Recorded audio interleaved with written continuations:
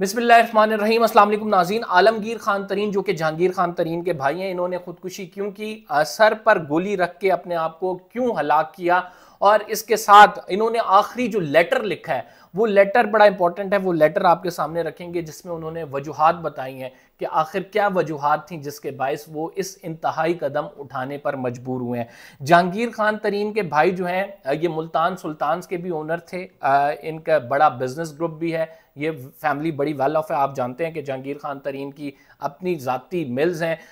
पैसे की इन्हें कोई कमी नहीं थी, लेकिन किस बात का डिप्रेशन था, क्यों ये इंतहाई कदम उनकी जानिब से उठाया गया, और उसके बाद फिर जो पुलिस तहकीकात कर रही है उसमें बहुत सारी चीज़ें जो सामने आई हैं। क्या ये कत्ल था या फिर खुदकुशी थी, अब तक की पुलिस की तहकीकात क्या बताती हैं, और जो लेटर मिला है, जो शवाहिद मिले हैं, उससे क्या साबित होता है, ये हम आपको इस व्लॉग में बताएंगे। साथ एक और लाहौर से एक और बड़ी खबर जो है वो हमने आपके सामने रखनी है। वो मियां मोहम्मद नवाज शरीफ के हवाले से एक फैसला जो आया है, लग रहा है कि नवाज शरीफ साहब के तमाम गुनाह उसमें धो डालने की कोशिश की गई है। वो फैसला क्या है, बड़ा इंपॉर्टेंट फैसला है, वो भी आपके सामने इस व्लॉग में रखने वाले हैं। अगर आपने चैनल को सब्सक्राइब नहीं किया तो सब्सक्राइब जरूर कर लें, बेल का आइकन जरूर दबाएं।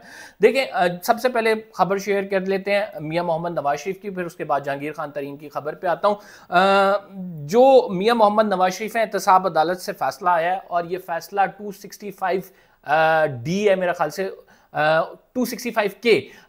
ये एक शिक है जिसमें आपकी प्रॉपर्टीज अटैच हो जाती हैं जब भी आप अदालत के सामने पेश नहीं होते, और जब भी आपको किसी मुकदमे में आप वांटेड होते हैं, इश्तिहारी होते हैं। मियां मोहम्मद नवाज शरीफ पर गैर कानूनी प्लॉट अलॉटमेंट का मुकदमा था, और उस अलॉटमेंट के मुकदमे में मियां मोहम्मद नवाज शरीफ चूंकि यहाँ पे थे नहीं, मियां मोहम्मद नवाज शरीफ बाहर चले गए थे, इस वजह से उनके खिलाफ ये मुकदमा आगे चला। जब वो पेश नहीं हुए, अदालत ने उनको इश्तिहारी करार दे दिया, और ये मुकदमा जो है ये नैब का रेफरेंस था बेसिकली, और ये आगे चलता रहा। फिर अचानक से इसमें एक ऐसा मोड़ आया जिसमें जो प्रोसिक्यूटर नैब है वो अदालत ने उसको अदालती मुआविन मुकर्रर कर दिया, और अदालती मुआविन मुकर्रर करने के बाद प्रोसिक्यूटर नैब ने वो चीज़ें कहीं जो कि एक्सपेक्ट नहीं की जा रही थी। क्या क्या चीज़ें कहीं, प्रोसिक्यूटर नैब ने बताया कि ये मियां मोहम्मद नवाज शरीफ पर जो बनाए गए मुकदमात हैं ये तो सियासी थे। उस टाइम इमरान खान की चूंकि हुकूमत थी, पॉलिटिकली मोटिवेटेड नैब थी, और इस वजह से जो है प्रोसिक्यूटर नैब अब ये कह रहा है,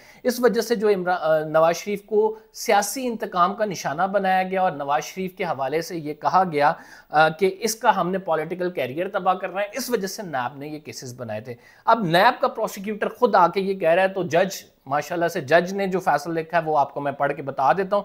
जज साहब ने लिखा है कि मियां मोहम्मद नवाज शरीफ के जो सियासी इंतकाम का निशाना बनाया गया ये इंतहाई गलत कदम था। फिर जज साहब ने लिखा कि मियां मोहम्मद नवाज शरीफ की जितनी प्रॉपर्टीज अटैच की गई हैं, 29 शेयर होल्डर्स उसमें शामिल हैं नाजरीन, उनको डिटैच किया जाए। अब होता ही है, मैं थोड़ा सा आपको आपकी अंडरस्टैंडिंग के लिए, कि जब भी कोई शख्स पेश नहीं हो रहा, वो एब्सकॉन्डर है तो उसकी प्रॉपर्टीज अदालत अटैच कर लेती है, और उसकी प्रॉपर्टीज को पाकिस्तान में ना ही उसमें उसे यूज करने की इजाजत होती है, ना ही उससे कोई बेनिफिट लेने की इजाजत होती है। तो अब मियां मोहम्मद नवाज शरीफ को गैर कानूनी प्लॉट अलॉटमेंट केस में, कि ये जब अपने इक्तदार में थे इन्होंने जो है गैर कानूनी तौर पर प्लॉट अलॉट कराए, उस केस में नैब के कहने पर एक ऑर्डर जो है, चूंकि नैब प्रोसिक्यूटर नैब भी था, दलाइल दिए गए, और उसके बाद एक फैसला आया।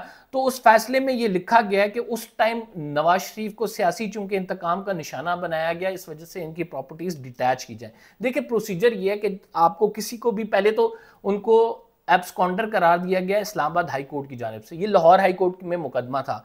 तरीकाकार ये है कि पहले उनके हवाले से एब्सकॉन्डर के जो मतलब आपको पता है कि चार्जेस हैं उनको रिवर्स किया जाता, फिर तरीकाकार ये है कि उनको रिवर्स किया जाता, फिर ये मुकदमा सुना जाता, और उसके बाद जो है वो नवाज शरीफ को अगर बेगुनाह आपने साबित करना था तो साबित करते। लेकिन हुआ क्या, हुआ ये है कि इसी मुकदमे में जो नैब की जानिब से कहा गया कि नवाज शरीफ बेगुनाह है, तो इसी मुकदमे में जज साहब ने उनको कहा कि वो एब्सकॉन्डर चूंकि वो थे, अब जो है इस सबूत आने के बाद वो एब्सकॉन्डर नहीं रहे, इनकी प्रॉपर्टीज जो है इनके हवाले की जाए।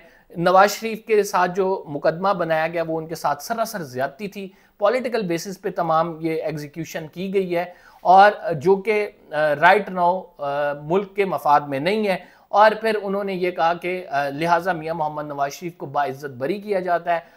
वो इस मुकदमे में जो है वो बरी हो चुके हैं गैर कानूनी प्लॉट अलॉटमेंट केस में।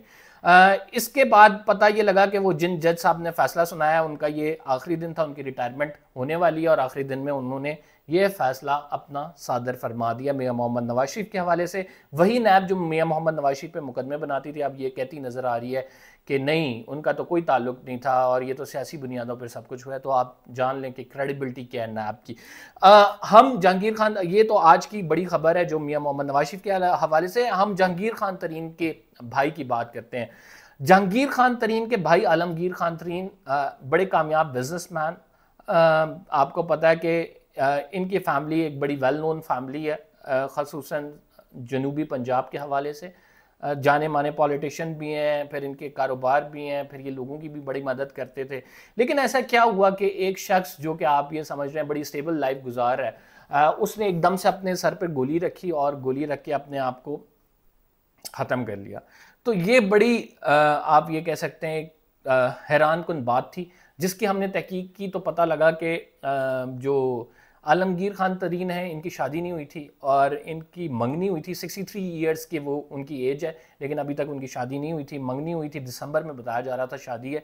लेकिन उन्होंने जो लेटर लिखा है वो तमाम चीज़ें जो हैं एक तरफ इंडिकेशन कर रही हैं। किस तरफ इंडिकेशन कर रही है, मैं पहले आपको उनका लेटर पढ़ के सुना देता हूँ। सो हियर इट गोज से शुरू होता है ये, I have a life I never wanted to do this in my life because it was so perfect till the last 6 months. I was in Sri Lanka vacationing with my family and with the love of my life. And फिर उन्होंने लिखा है कि life could not have been better, but few things happen. I have certain health issues and I have discoid dermatitis. अब ये बता रहे हैं कि मेरी जो है ज़िंदगी बड़ी परफेक्ट चल रही थी। मैं श्रीलंका वेकेशंस करने गया, उसके बाद मुझे मालूम हुआ कि मुझे बीमारियां लाइक हैं। ये डिस्क्वाइड डर्मेटाइटिस क्या होता है? ये एक स्किन का डिजीज़ है और स्किन के डिजीज़ में आपको पता है इसमें जो खाल उतरनी शुरू हो जाती है, आपको स्किन एचेस होते हैं, आपको एलर्जी हो जाती है स्किन की, जिसकी वजह से जो है आपको काफ़ी प्रॉब्लम्स आते हैं। लेकिन खुदा ना खास्ता ये कोई ऐसा डिजीज़ नहीं है कि जिसकी वजह से बंदा अपनी जान ले ले। अच्छा, फिर इसके बाद उन्होंने लिखा कि I have to constantly take steroids. I also have suffering with एक अदर टाइप लिखी है डर्माटाइटिस की, सेबरोटिक डर्माटाइटिस है, whose treatment has left my one side of the face with damaged skin.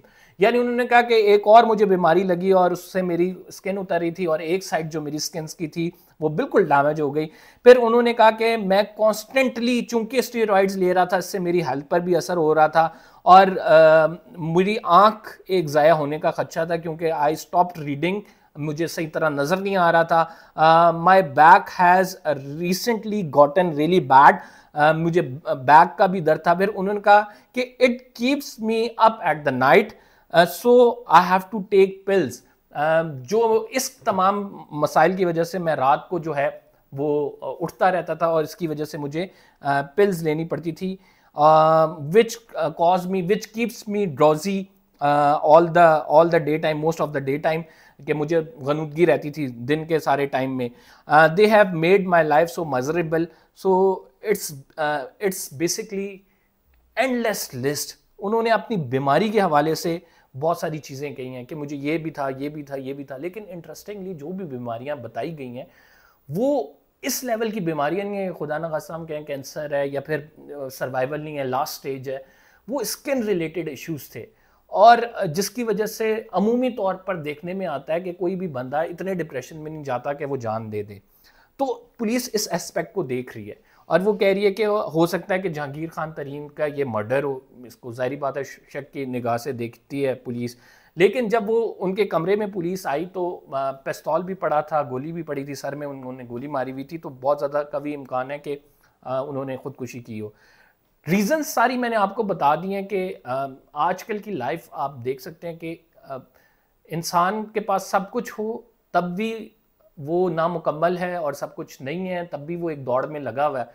तो अल्लाह रहम करे ऐसे मामलात में जो है अपने आप को इंसान को ख़ुसूसन इस डिप्रेशन से कि उसको मुख्तलिफ बीमारियाँ हैं निकालना चाहिए। और यही वजह बनती है कि आपको जब आप कॉन्स्टेंटली सोचने लग जाते हैं कि आपको ये भी है, ये भी है, ये भी है, फलां बीमारी भी है, तो आपको इनसाइड डिप्रेशन इतना फील हो जाता है। इन तमाम चीज़ों के इलाज मेरी जो डॉक्टर से बात हुई है वो मौजूद हैं और लोग इनके ट्रीटमेंट लेते हैं और बिल्कुल ठीक भी हो जाते हैं। लेकिन अनफॉर्चुनेटली अब जो ये मामला हुआ है, इससे उन्होंने अपनी जान ले ली और ख़ुद सर पे रख के गोली मार ली। अपनी राय का इजहार भी करें, एक ऐसा बंदा जो कि मुल्तान सुल्तान का किंग है, जो कि एक बड़ी अच्छी लाइफ गुजार रहा है, श्रीलंका में वेकेशंस करता है, उसके बावजूद वो शख्स ये करने पे मजबूर है, तो ये एक सवालिया निशान है बहुत बड़ा।